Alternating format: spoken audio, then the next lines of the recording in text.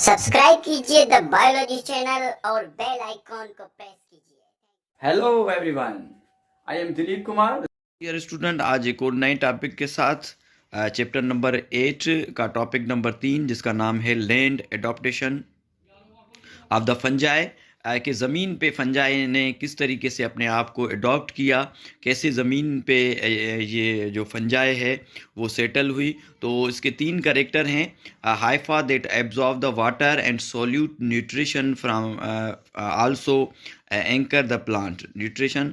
इसने कैसे हासिल की? हाइफा के थ्रू। स्पेशल टाइप की हाइफा इसमें बनी, एक राइजोइड्स और दूसरी हेस्टोरिया।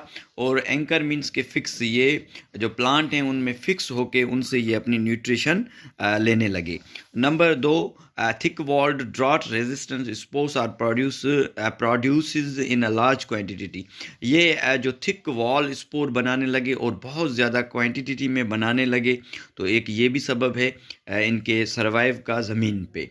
और उसके बाद जो तीसरा करेक्टर है कि इनमें जो गेमीट्स बने उनके अंदर जैसे कि फ्लैजिलेटा में जैसे कि गेमीट्स जो दूसरे गेमीट्स थे उनमें फ्लैजिला मौजूद था, इनके गेमीट्स में फ्लैजिला नहीं था और ना ही इनको पानी की ज़रूरत थी फर्टिलाइजेशन के लिए। जैसे कि और गेमीट्स होते हैं उनको पानी की ज़रूरत होती है फर्टिलाइजेशन के प्रोसेस के लिए। नेक्स्ट टॉपिक हम डिस्कस करेंगे economic importance of the fungi.